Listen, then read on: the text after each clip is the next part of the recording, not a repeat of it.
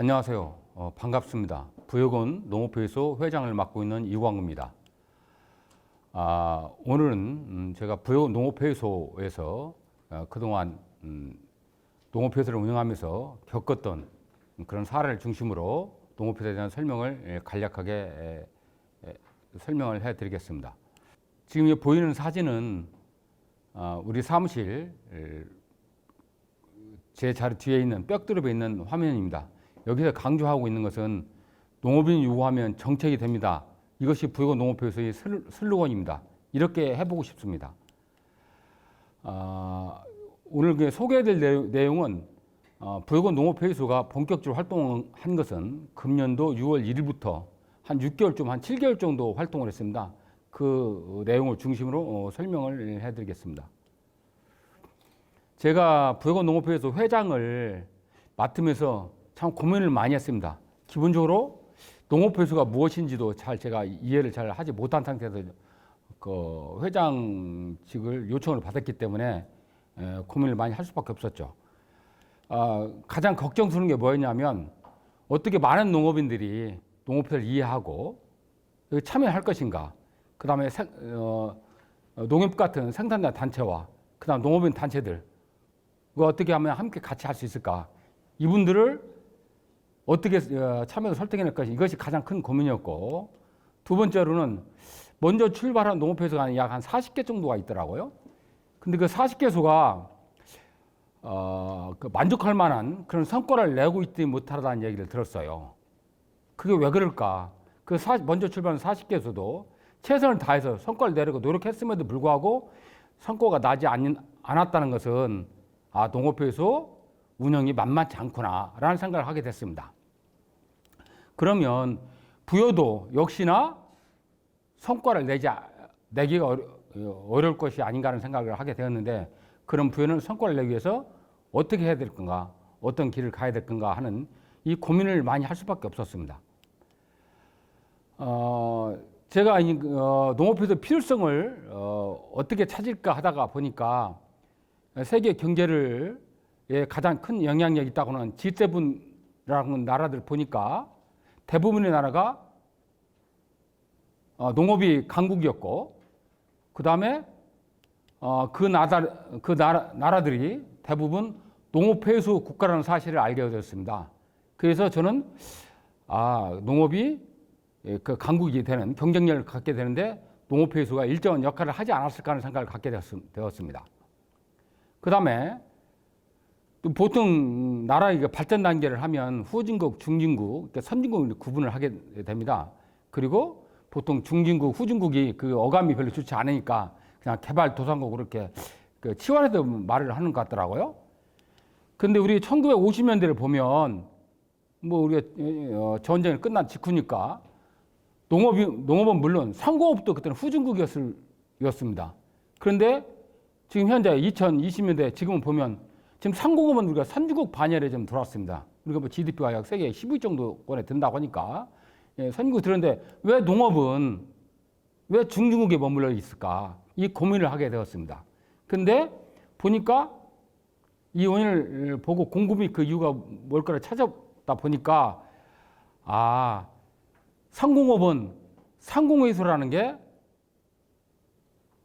1952년도인가요? 그때 설립을 해가지고 상공인들이 자기의 필요한 자기가 발전할 수 있는 그런 것들을 많이 제안해서 그게 정부정책에 반영을 할 수 있는 그런 기구를 가지고 있었구나. 근데 농업은 이런 걸 갖지 못해서 우리 농업인의 의견이 반영할 수 있는 그런 길이 만족스러운 그런 길이 없어서 이렇게 상업과 공업의 차이가, 상업과 공업과 농업과의 차이가 발생되지 않았을까 하는 그런 생각을 하게 되었습니다. 그렇게 보게 된 이유는 지금 보니까 쭉 우리 농업이 이렇게 쭉 발전 단계를 보면서 농업정책의 의사결정 구조를 이렇게 한번 이렇게 더듬어 보게 되었습니다. 이게 우리가 지금 보통 농업의 발전 단계를 우리가 지금 보통 보면 그냥 녹색혁명 단계, 그다음 백색혁명, 그리고 지금은 스마트팜 내지는 6차원, 6차농업 이런 식으로 얘기를 하는데, 6차 농업이나 스마트팜이라고 하는 그것을 그렇게 혁명이라고 붙이기는 많은 농업인들이 아직 공감을 하지 않는 것 같습니다. 그런데 이 3단계를 구분해서 볼 때 보니까 녹색혁명 시대에는 행정 관료들이 농업 정책을 주도해 왔습니다. 그런데 이제 그러면서 이제 백색혁명 시대에 가다 보니까 어떤 문제가 왔냐면 이제 품목이 다양화되고 이렇게 하다 보니까 행정 관료들이 농업 현장에서 겪고 있는 그런 어려움들을 이해하기가 쉽지 않았습니다. 그러다 보니까 누구한테 묻게 됐죠. 그러다 보니까 그 농업을 좀 선도하는 특정 농업인이나 특정 농업인이 소속된 그 단체에게 그런 의견을 묻게 되는 것이죠. 그러다 보니까 농업 정책을 세울 때 우리 농업인 전체의 의견이 반영되는 게 아니라 특정 단체나 특정인에 의해서 농업 정책이 만들어졌다는 얘기죠. 근데 이제 그게 이제 한계가 온 거죠. 왜 그러냐면 지금 현재 농업은 굉장히 다양화되어 있습니다. 뭐 재배 방법도 다양화되어 있고 품목도 다양화되어 있고 그다음에 마케팅도 다양화되어 있습니다. 그다음에 농업인들도 계층화되었어요. 도시만 양극화가 있는 게 농촌도 양극화가 굉장히 심합니다. 그다음 농농 규모도 계층화 다양하고 그다음 나이도 연령적으로도 지금 고령농 뭐 이렇게 좀 나이가 적은 사람 이렇게 분류가 다양하다 보니까 특정 단체나 특정인들이 이 다양한 계층이나 다양한 그 품목을 농사짓고 있는 분들의 의견을 담을 수가 없다는 얘기죠. 그래서 이제는 이런 의견을 담을 수 있는 사람들이 필요하다. 그래야 중진국에서 선진국으로 넘어가지 않을까 하는 그런 의문을 갖게 되었습니다. 그러다 보니까 그런 의견을 모을 수 있는 것이 필요했던 것이죠. 이게 이제 대의기구죠. 그 대의기구. 근데 이제 대의기구라고 하는 것들이 지금 농업인 단체들 나름대로 그 활동을 하고 있다고 하는데에도 불구하고 현재 농업인 단체는 이게 보면 어떤 품목이라든가 아니면 어떤 친목은 그런 의미를 또 가지고 있고 그다음 그 특정 품목이나 특정 단체 이익을 위해서 그 정부에 건의하고 이런 형태이기 때문에 농업인 전체의 의견을 담아내기는 사실 한계가 있습니다. 그래서 이런 한계를 극복할 수 있는 이제 기구가 필요하다. 그것이 저는 농업회의소라고 봤던 것입니다. 그래서 저는 앞으로 농업회의소 활동을 잘해서 자리가 잡으면 저는 앞으로 농업의 세계를, 농업의 시대를 이렇게 구분할 거라고 생각합니다. 어쩌면 제 소망인지도 모르죠. 녹색혁명의 시대, 그다음 녹색이 넘어서 그 백색혁명 시대, 그 다음에는 농업회의소 설립 이전과 설립 이후의 시대로 저는 농업의 시대가 저는 구분되어질 거라고 그런 확신을 가지고 현재 부여군 농업회의소를 이끌고 있습니다. 그럼 농업회의소가 성공하려면 어떤 조건이 필요할까? 왜 먼저 출발한 40개 농업회의소는 그 답을 먼저 출발한 40개소의 농업회의소에서 그 답을 찾기로 했습니다. 근데 제가 보니까 기본적으로 우리가 이제 대의주적이라고 하는데 농업계 대의주를 구축해야 농업회의소 성공할 수 있는데 이 대의주적이라는 의미는 의견을 대신한다는 그런 의미도 있지만 의견을 대신하는 뭐예요? 많은 분들이 참여를 해야죠. 많은 부분들이. 그래서 어떻게 하면 많은 회원들이나 단체들을 참여시킬까? 그게 고민이었습니다. 현재 부여는 지금 개인 회원이 한 1122명, 그 다음 협동조합 등 뭐 산림조합 이런 단체들이 뭐 축협을 통해서 11개 단체가 들어와 있고, 그다음 농업단체가 23개 단체가 지금 들어와 있습니다. 이렇게 해서 현재 1156개의 회원들을 지금 가지고 출발했습니다. 아주 만족할 만한 수준은 아니지만 그래도 이런 정도가 구분이 됐기 때문에 그나마 현재 제가 꿈꾸는 그런 농업회의소를 만들 수 있지 않을까 하는 생각을 가지고 있습니다. 그 다음에 두 번째로 중요한 것이 농정 파트너십입니다.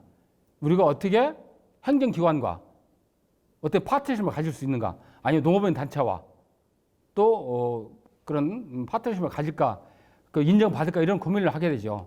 그런데 그것이 저는 분과별위원회, 그 다음에 정책시민을 통해서 행정기관과 그런 농업인 단체와 부단히 우리 현장에서 우리가 겪고 있는 그런 농업의 현실이라든가 아니면 우리가 원하는 그런 정책들을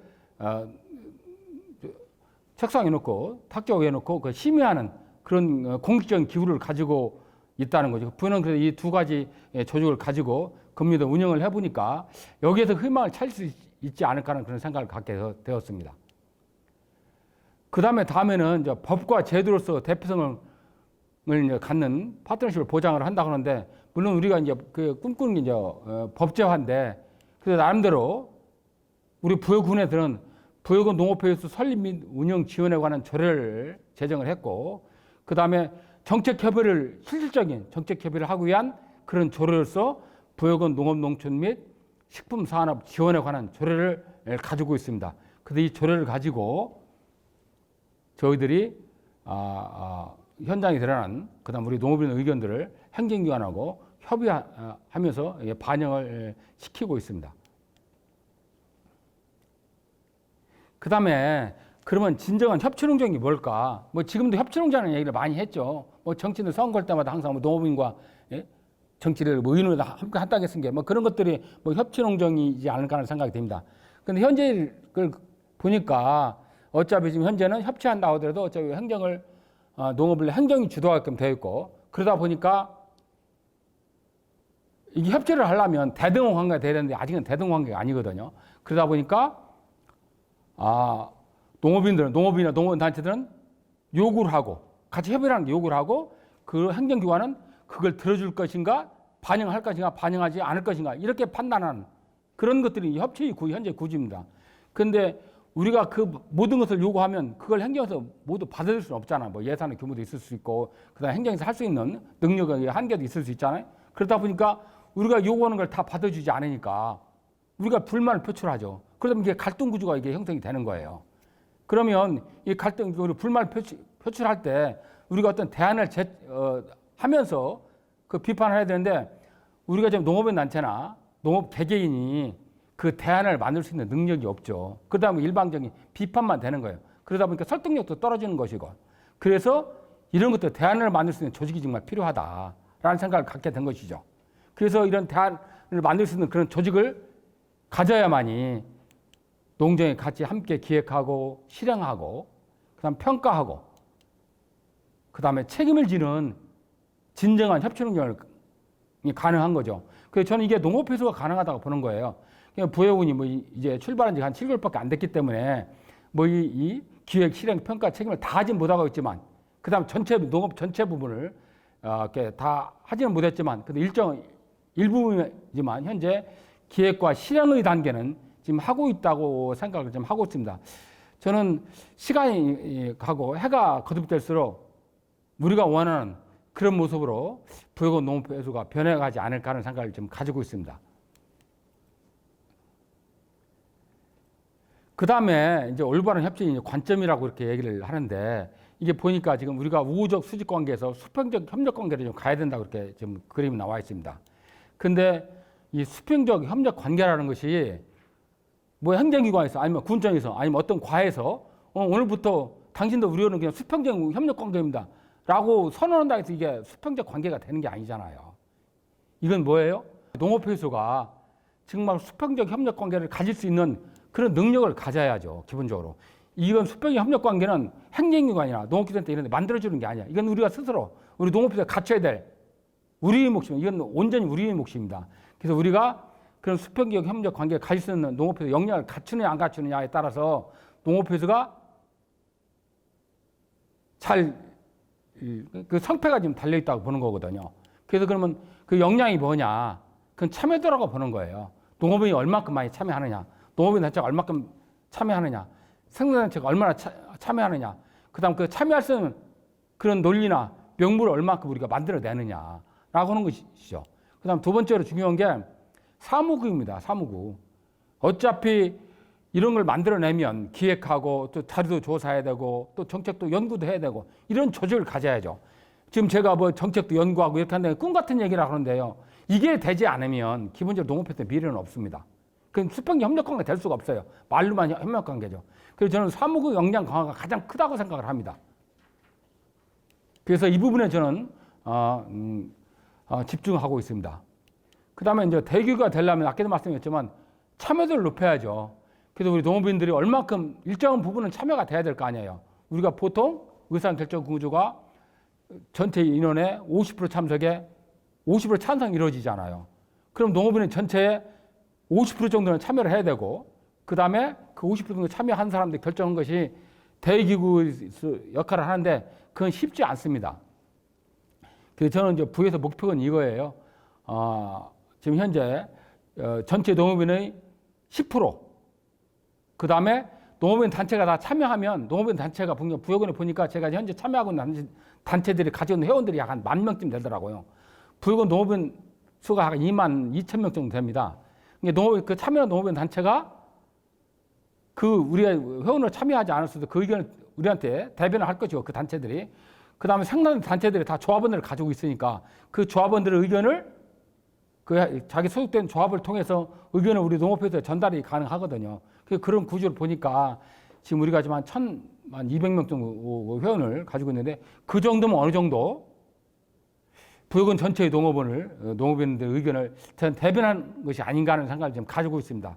제 목표가 조금 더 제가 목표한데 2,000명 정도만 한다고 하면 충분히 그런 능력을 대변한다고 그렇게 얘기할 수 있지 않을까 하는 생각을 좀 가지고 있습니다. 그 다음 이제 두 번째로 우리 농업회사가 정말 무엇을 해야 할까? 이게 아마 가장 고민을 할 거예요. 저는 이렇게 보는 겁니다. 농업회사의 지금 정체성을 우리가 빨리 확립을 해야 돼요. 가장 고민하는 게 농업회사가 농업인 단체와 어떻게 다르지? 또 하나의 농업인 단체가 만들어지는 거 아니야? 아니면 농업인 단체의 전체 모임이 농업회사가 되는 거 아닌가? 그럼 농업회사와 현재 있는 농업단체 연합이라고는 그 단체가 있는데 그 단체와는 좀 어떻게 달라? 이런 생각을 많이 하게 될 거예요. 그런데 저는 농업인 단체와 농업회사는 전혀 다르다고 봅니다. 그런데 사실 정체성에 지금 혼돈이 오고 있어요. 부여군은 지금 현재 나름대로 그래도 좀 자리가 잡아가고 회원들이 참여를 해주는 이유가 그 나름대로 부여군만의 농업회사 정체성을 저는 확립하고 있다고 생각을 합니다. 그런데 이 농업회사의 그 정체성은 각 시군이나 각 도나 각기 다 다를 수밖에 없습니다. 왜? 그 지역의 농업의 겪고 있는 현장의 문제점은 각 지역마다 다를 거거든요. 그 지역의 현장에 맞는 그런 정체성이 필요하다고 생각합니다. 그 다음에 어떤 역할을 해야 되느냐 이런 고민을 할 거예요. 역할이 지금 보니까 우리가 이 역할을 어디서 찾냐면 자꾸 농업인 단체들이 해왔던 그 역할을 자꾸 찾는 거예요. 그러다 보니까 자꾸 농업인 단체와 농업회사가 중복이 되는 거거든요. 그래서 저는 이렇게 생각합니다.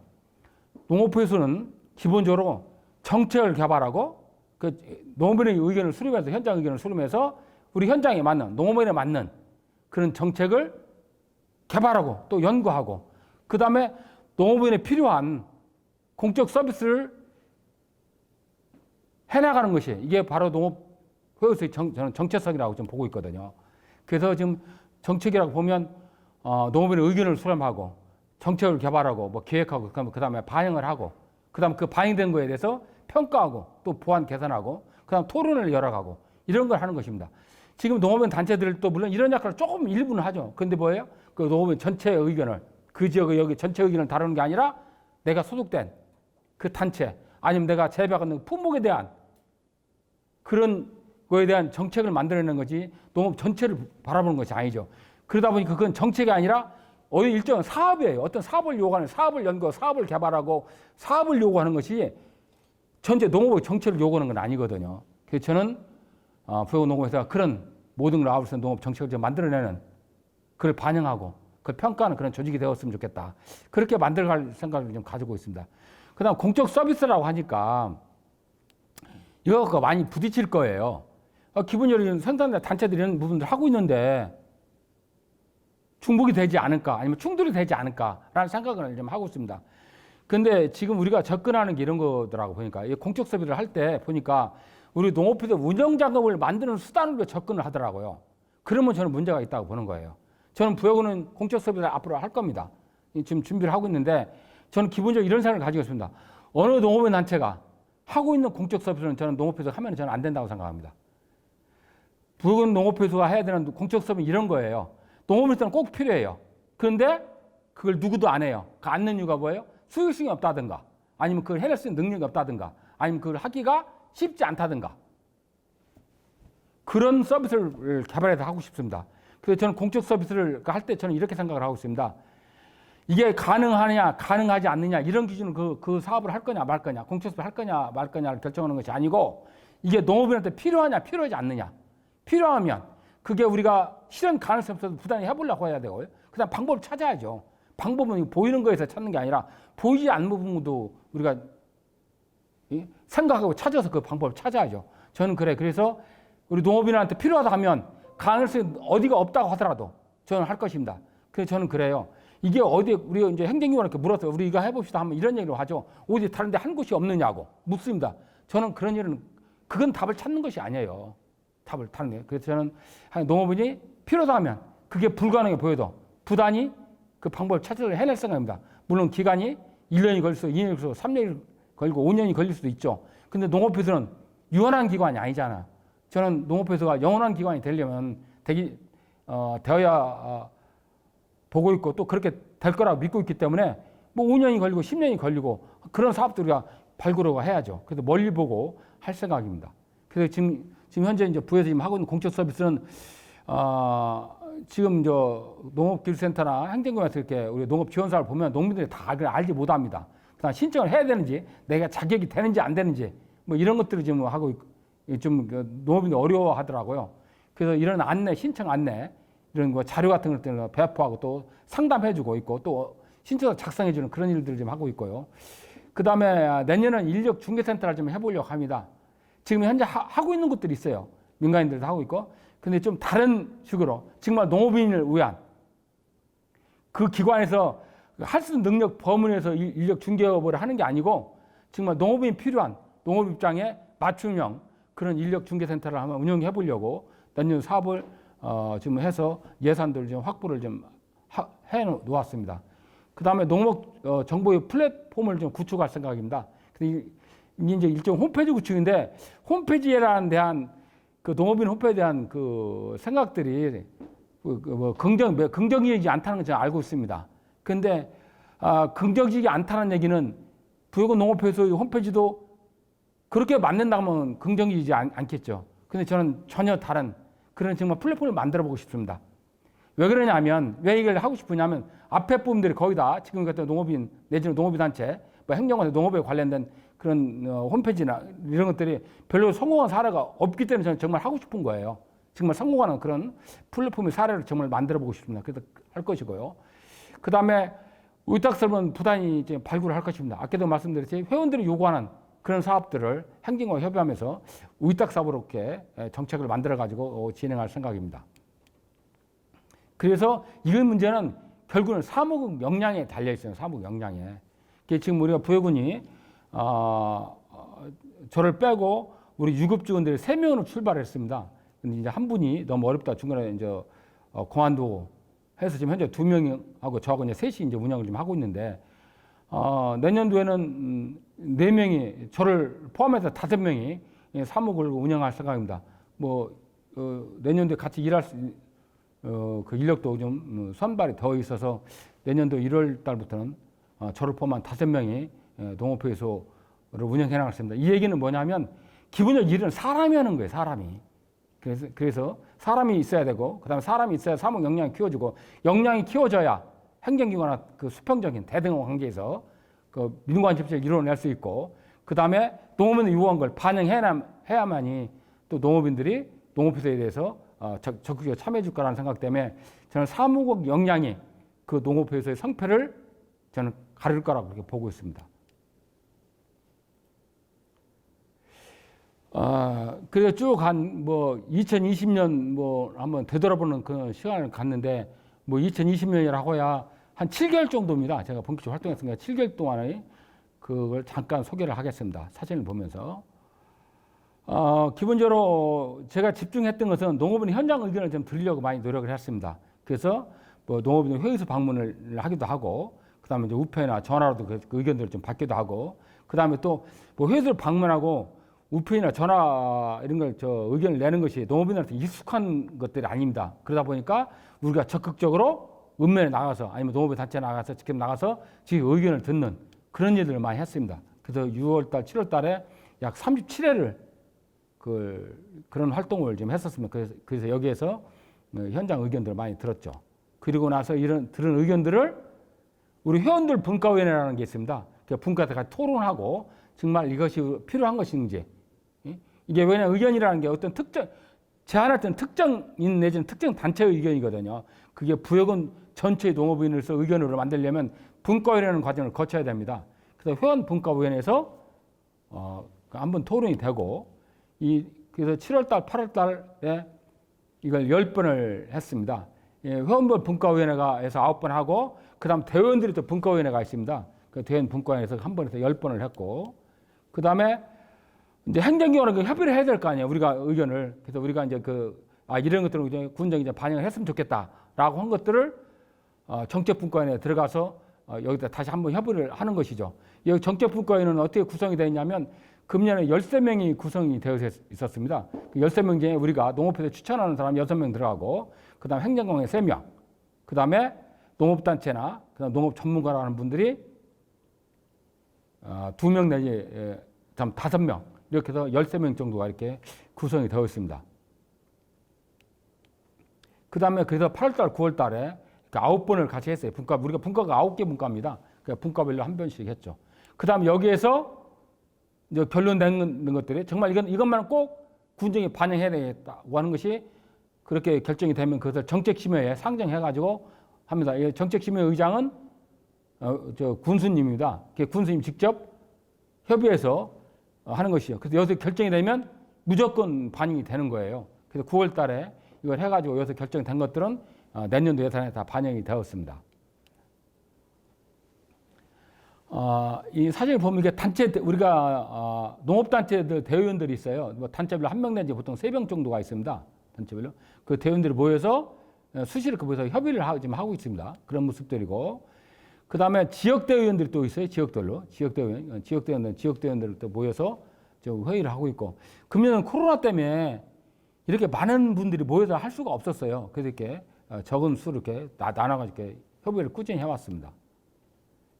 그 다음 이 모습은 우리가 읍면 순회 간담회 하는 모습입니다. 우리가 6월 달부터 본격적으로 활동을 했다고 했죠. 그래서 그런 모습들입니다. 그러다 보니까 같이 모여서 농업회사에 대해서 설명도 하고, 그 다음 지역 대의원들 이렇게 뽑고, 이게 지역 대의원 뽑는 모습입니다. 이게 추천을 받고 이렇게 거수를 하다 보니까 사람 눈치를 보면서 이게 뽑더라고요. 그래서 우리가 이제 이렇게 전자투표를 해서 이렇게 자기 이렇게 누구에 간섭받지 않고 그렇게 해서 이게 우리 지역 대의원들을 뽑았습니다. 뽑는 모습이고, 이게 뽑을 때 이게 전자투표기입니다. 그래서 우리는 모든 사업들, 모든 결정할 때 이게 전자투표를 지금 하고 있습니다. 그 다음에 이제 그 당선된 대의원들께 인사 말씀하고 각오하고 이렇게 좀 하도록 이제 하고 있습니다. 그런 장면들이고요. 그 다음에 이게 이제 의견을 듣는 장면입니다. 어떤 것을 군정에 반영하고 농촌 현장에 있는 겪는 어려움이 뭐냐, 이런 것들이 각 지역의 읍면이나 아니면 단체에서 그런 의견들을 쭉 들었었죠. 7월 달에도 했고, 그래서 금년 코로나 때문에 좀 우리가 원래는 2월 달, 3월 달부터 이렇게 설립 추진단 시절에도 이거 사실 하려고 했었는데 뭐 코로나 때문에 하지 못했었습니다. 그래도 더는 미룰 수가 없어갖고 6, 7월 달은 그냥 적은 인원이 모여서 이렇게 하도록 할 수밖에 없었지만 그래도 해야 되겠다는 생각 때문에 좀 강행을 했었습니다. 그래서 사실 이때 회의 장소를 빌리는데 많은 애를 먹었습니다. 사실 기관들 잘 빌려주지 않으려고 해가지고 뭐 여기저기 이렇게 얘기하고 했었습니다. 말회관서, 심지어 말회관서도 하고 그렇게 했었습니다. 그런 모습들은 이게 각 면에서 이렇게 이루어지는 그런 장면들입니다. 이렇게 의견들을 듣고 편안하게. 이거 들을 때는 토론을 하지 않았어요. 듣게 왜 그러냐면 여기서 그 의견이 맞네, 안 맞네, 당신이 잘못 알고 있다, 이렇게 얘기를 하면 자연스럽게 의견 발표를 하지 못할 것 같더라고요. 하지 못할 것 같다는 생각이 들어서 의견을 제안할 때 그 제안하는 의견에 대해서는 서로 어떻게 토론하지 않고 다음에 별도의 날을 만들어서 토론하자 이렇게 해서 하도록 했었습니다. 이 의견을 듣는 모습들이죠. 그 다음에 의견 들은 모습들을 이제 분야별로 우리가 9개 분과니까 9개 분야를 분류를 했었습니다. 분류를 한 다음에 이게 이제 분과위로 넘긴 거죠. 우리 부여구는 아까도 회원들이 한 1,200명 정도 된다고 그랬는데 그 1,200명 정도가 어느 분과든 한 분과는 들어가 있습니다. 자기가 가장 관심 있는 분과에, 그럼 그 분과에 가서 자기 분과에 해당되는 안건들을 가지고 협의하고 이게 정책이 이제 반영됐으면 좋겠다는 그런 의견도 얘기는 그런 회원 분과위원회가 있습니다. 그래서 그런 회원 분과위원회를 지금 하고 있는 그런 장면들입니다. 이걸 했고. 그래서 이렇게 보시면 예를 들면 친환경 분과에서 보면 친환경 분과에 관련된 안건이 4건이더라고요. 4건을 놓고 이렇게 무인투표를 한 것이죠. 그러니까 순위를 정하는 거예요. 우리가 원하는 건 많지만 뭐 행정적으로 예산이라는 게 한계가 있으니까 우리가 가장 먼저 어떤 것부터 이렇게 적용을 할 것이 아니라 순서를 정하는 거죠. 그래서 순서를 정하는 그런 모습들입니다. 그 다음에 이제 여기서 이제 회원분과에서 결정이 되면 회원분과인을 다 반영을 시키지 못하니까 회원분과들이 모이면 9개 분과 모이면 또 그 전체 의견들을 또 해서 순위를 또 정해야 될 거 아니에요. 그건 대의원분과위원회에서 순위를 결정합니다. 이게 각 분과에서 정한 우선순위 것들을 앞순위 것들을 모아놓고 그 앞순위 것들을 다시 설명을 하고 또 전체 순위를 또 정하는 거죠. 이게 분과 대의원의 총회 모습이고요. 여기에서 이렇게 보시면 그 전체 앞순위에 있는 것들을 각 분과에서 우선순위를 정한 것들을 앞서 있는 걸 모아놓고 다시 분과 대의원에서 우리 농업회에서 이제 이게 순서가 되는 거죠. 아까의 순서는 그 회원 분과 그 분과의 순서지만 이건 농업회에서 순서예요. 순서를 정한 거죠. 그래서 전자투표니까 옆에 그 사업별로 그 숫자가 앞에 나오죠. 뭐 11, 보조사업 신청서를 작성 지원하니 뭐 11건 뭐 이렇게 되는데 이게 이런 걸로 해서 이렇게 순서가 정해지는 그런 모습들입니다. 그 다음에 이제 이것들이 정해지면 이제 이것을 정책집에 상정할 거냐 안 할 거냐. 정책분과위원회가 있습니다. 이건 아까 얘기했듯이 부여금 그 농업, 식품, 그 분과에 대한 그 지원 조례에 근거한 법적 그 부여금 조례한 이건 조직입니다. 여기에는 참석하는 것이 우리가 우리 농업회에서 추천한 그 의원들이 한 절반 이상 차지하고 그 다음에 행정기관 관련 부서의 그 팀장이나 과장들 그 다음에 일부 그 분과에 해당되는 농업 전문가 이분들께 모여서 협의를 하는 겁니다. 이 안건을 정말 정치협에 상정을 해야 되냐 상정을 하지 않아야 되냐 이걸 결정을 하는 것이죠. 이런 모습들을 하는 것입니다. 여기서 이제 결정이 되면 상정하는 거죠. 이게 마지막 최종 단계입니다. 이게 여기 보시면 저기 노란 제 옆에 제 파란 입는 게 저거 그 옆에 있는 게 우리 부여 군수입니다. 이 사회를 좀 보고 있는 것이죠. 여기에서 결정을 이렇게 하는 겁니다. 예를 들면 농업인 제한 농정 공모 사업 실시 이걸 할 거냐? 그냥 찬성이 20, 반대가 3. 이렇게 하면 이건 무조건 통과가 되는 거예요. 이건 그냥 여기서 결정이 되면 우리와 같이 결정하는데 결정하면 되는 거예요. 이 구성 인원이 우리가 10명이에요. 아까 보면 이날 참여 인원이 26명인가 됐었는데 26명 중에 농업부에 추천한 분이 10명이 참여하는 것이고 그 다음에 행정기관에서 뭐 과장들, 행정기관 요원, 그 다음에 일부 농업 전문가 이렇게 모여서 합니다. 그래서 이렇게 하는 거. 여기 보면 농업인 제한 농정 공모사업 실시 구역에 보면 농업회의소라고 되어 있죠. 이건 어떤 회원들이나 의견을 받아서 한 것이 아니고 특별하게 부여금은 정책심의에 어떤 제도가 보장이 되어 있느냐면 농업회의소 회장 제가 직권으로 상정할 수가 있어요. 앞단계를 앞대 분과위원회나 뭐 이런 것들을 거치지 않고도 직권으로 이건 농업회의소 회장이 판단할 때 이건 상정해야 돼. 그러면 직권 상정할 수 있는 권한이 있습니다. 그래서 이런 것들을 보면 농업인 단체가 요구한다든가 의견이 농업인한테 필요한데 그런 의견들이 두지 않으면 농업인 우리에서 자체 협의를 해서 몇 분들 이렇게 분과위원장들이랑 모여서 이것들은 우리가 한번 제안을 해봤으면 좋겠다. 이렇게 하면 저희들이 제가 판단해가지고 만들어서 이렇게 상정하는 겁니다. 이게 그 상정한 겁니다.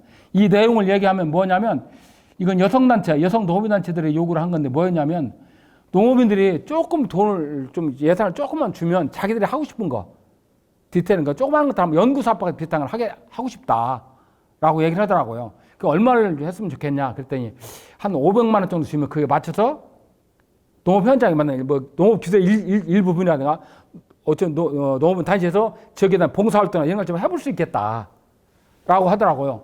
그래서 이거 5천만 원 썼으면 제가 1억을 요구했더니 농업 단체들이 그렇게는 너무 많다고 한 10건 정도면 해봤으면 좋겠다고 해갖고 5천만 예산 세웠습니다. 그래서 반응이 좋아서 이렇게 찬성을 받았습니다.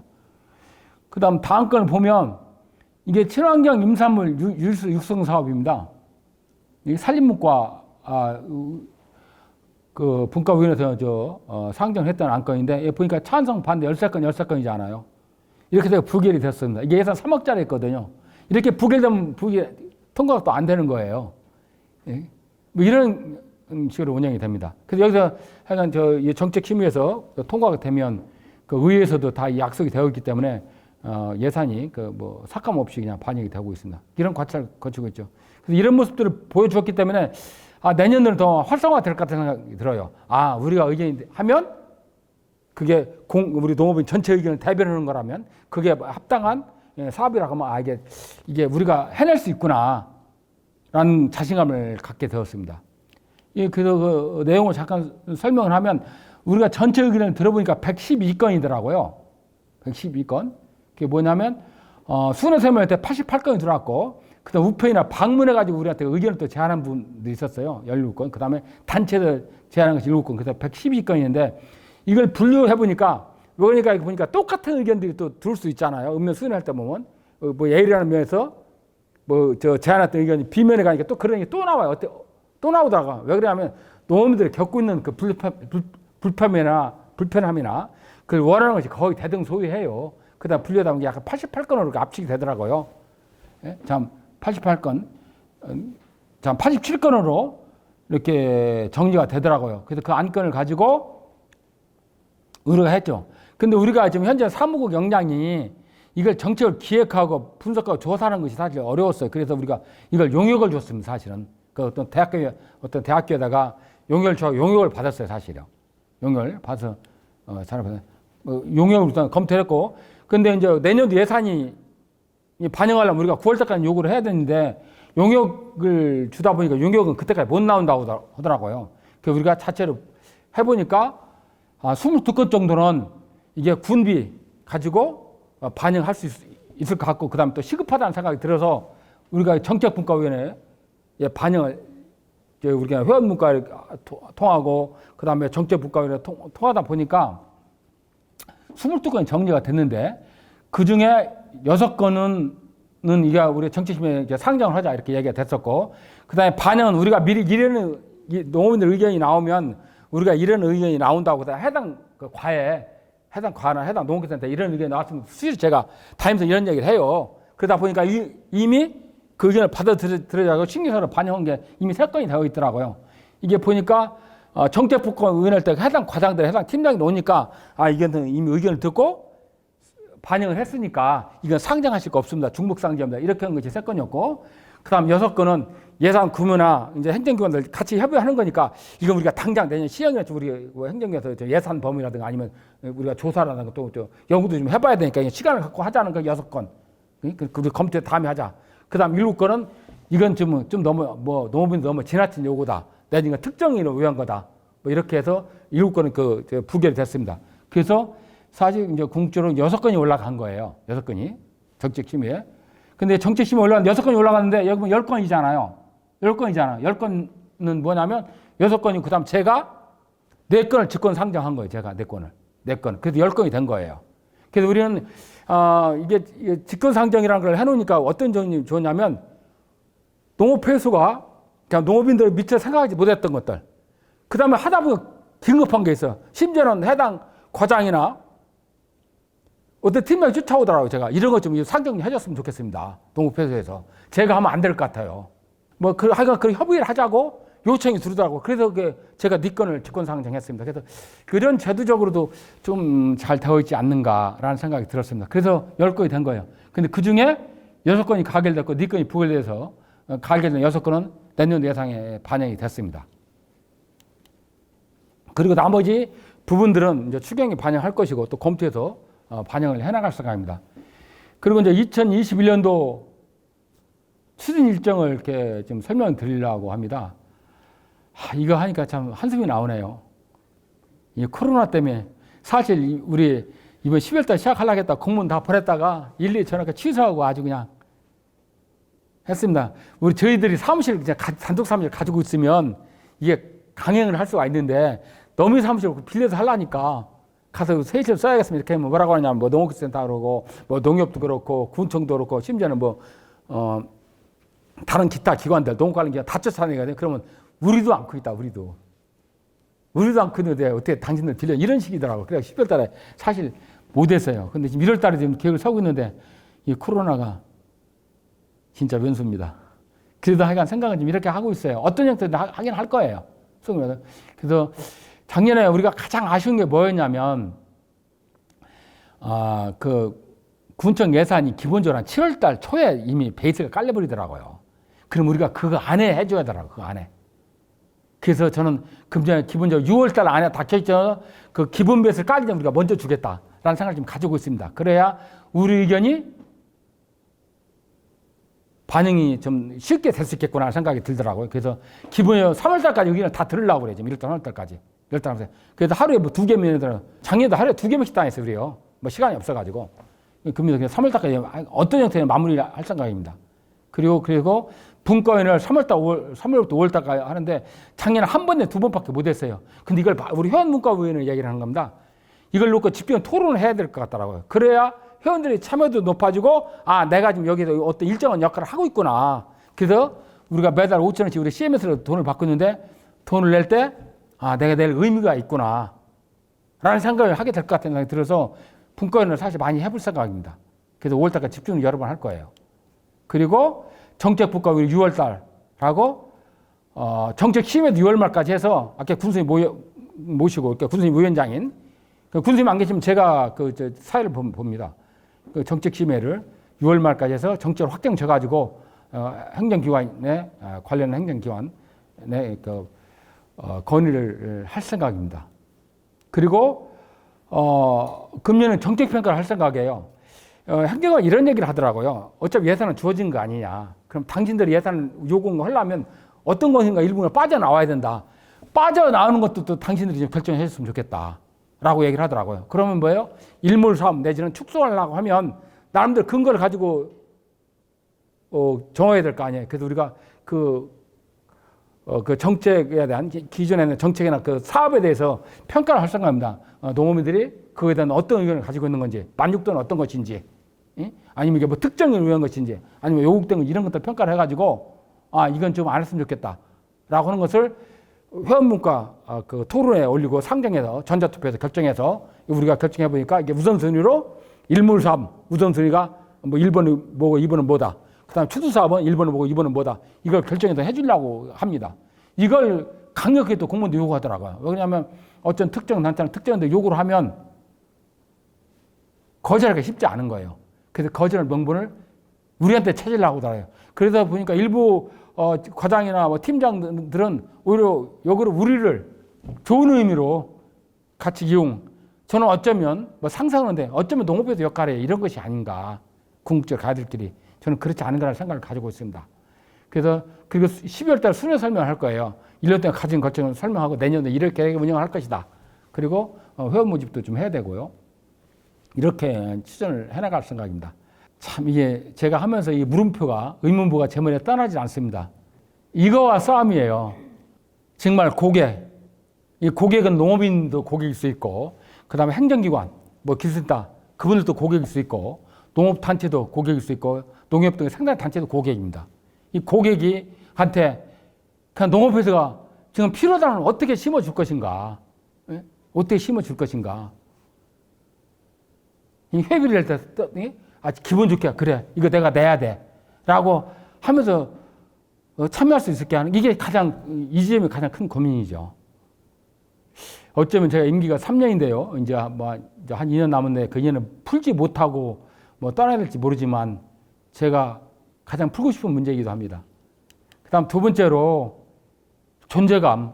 이건 역량이죠. 농업에서 역량입니다. 사실 어떻게 보면. 이 존재감의 의미는 어떤 거냐면 이런 거예요. 농업인들이나 농업단체가 그 농업센터에 이런 얘기를 하면 얘들이 해결해 줄까? 농업에서 해결해 줄까? 해줄 것 같은 그 가능성을 아래야 우리한테 요구를 할 거 아니에요. 우리가 요청을 할 것이고 우리가 참여를 할 거 아닌가요? 이걸 우리가 키워야죠. 이건 남이 주는 거 아니에요. 이건 군수님이 앞으로 우리 군수님이 지금 이러고 다닙니다. 모든 농업정책은 농업회사 협의해서 하겠습니다. 농업회사와 거쳐서 오는 것만 반영해서 이렇게 얘기를 하고 다니지만 이게 이런다고 농업회사 믿는 게 아니거든요. 그래서 농업인들이, 그나 공무원들이 농업회사를 믿을 수 있는, 지금 맡길 수 있는 그 사람들 의견을 내면 정말 진지하게 검토할 수 있는 그런 역량을 지금 가져내는 것이 가장 다급한 문제죠. 그래서 이 문제가 가장 고민을 하고 있습니다. 그래서 제가 사무국 역량 강화라는 얘기를 계속 하는 겁니다. 그래서 저는 그래요. 지금 농업부가 지금 다 지점이 이런 걸 거예요. 인력 문제 때문에 많이 얘기를 해요. 그 인력을 어떻게 얘기를 하냐면 우리가 임금을 감당할 거냐 안 할 거냐라고 그것도 지점은 고민하더라고요. 제가 아까 했죠. 저는 그렇지 않습니다. 이게 인원이 필요하냐 필요하지 않냐라고 검토를 해야죠. 필요하면 사람이 있어야죠. 가능하다고 생각하면요. 한 명도 못 써요. 그러면 저는 앞으로도 저는 그렇습니다. 앞으로 저는 계속 이 길을 갈 거라고 보는 겁니다. 필요하면 갖다 놓고 그다음 그 해결 방법을 찾아야죠. 해결 방법을. 저는 그렇게 찾아가고 있습니다. 제가 처음에 3명을 우리 시작할 때 제가 3명을 강력하게 요구를 했어요. 누구도 동의를 안 했어요. 행정관도 만류했고 농민한테 다 만류. 어떻게 할 거냐 그러더라고요. 그래서 누가 이럴 거냐. 당신도 와 이럴 거냐 그러면 당신들이 와서. 그냥 이름만 문표만 걸고 있을 거냐. 난 그런 일을 하지 않겠다. 야 해보자. 그렇게 해서 지금 출발했는데 저는 해보니까 그냥 걱정이 되지 않습니다. 왜 그러냐면 회원들이 이런 얘기를 해요. 회비를 내면서 그 회비 어디다 쓸 건데? 응? 우리가 회비가 한 1억 정도 거치는데 1억을 어디다 쓸 건데? 이렇게 얘기를 되는 거예요. 1억 어디다 쓸 건데? 왜? 지금 농어단체들이 지금 보시면 이렇게 예산 결산 때 보면 뭐예요? 행사비가. 그 사업비 결산 때 보면 뭡니까? 행사비. 1년에 매번 뭐예요? 행사비. 그 다음 뭐였다? 회의일 때 회의비. 거기다 이런 걸로 지출이 되잖아요. 그냥 다 그렇게 생각하는 거예요. 그런 비용을 지출하기는 1억이면 엄청 큰 돈이죠. 저는 그래요. 일하는 데 쓰려고, 일하는 데. 일은 누가 해요? 우리 직원들이 합니다, 직원들이. 그래서 지금 농업회사에, 우리 보육원 농업회사 잘 키워나갈 그런 직원들을 한테 쓰고 싶습니다. 그래서 그런 일을 만들어내고 싶고요. 제가 소망하는 모습이 이거고, 제가 남은 임기 동안에 해야 될 일이 저는 이거라고 보는 겁니다. 그 다음에 또 하나, 뭘 하려면 어디 그거 하는 것도 없어. 이게 묻죠. 지금 아마 모든 농업회사 이럴 거예요. 어디가, 본보기 어디야? 어디를 따라갈까? 어디가 잘 이렇게 하는데요. 감히 말씀드립니다. 이게 보니까 뭐 농업회사를 보겠다고 유럽을 선진지가 간 곳도 있더라고요. 유럽에서 농업회사 배울 거 하나도 없어요. 구조가 달라요, 구조가. 유럽은 농촌 지도기관이라는 게 없어요. 우리가 달라요. 그래서 유럽의 농업회사는 농촌 지도기관은 그런 역할을 많이 합니다, 사실은. 우리는 전혀 아니거든요. 그 다음에 이 설립할 때까지는 우리가 따라 할 수 있는 곳이 있어요. 베끼기를 할 수 있는 곳이 있다고. 미리 이미 설립한 곳, 그곳이 활동을 잘하든 못하든 간에 그 설립은 과정까지 따라 배울 수 있어요. 그건 물어볼 수 있어요.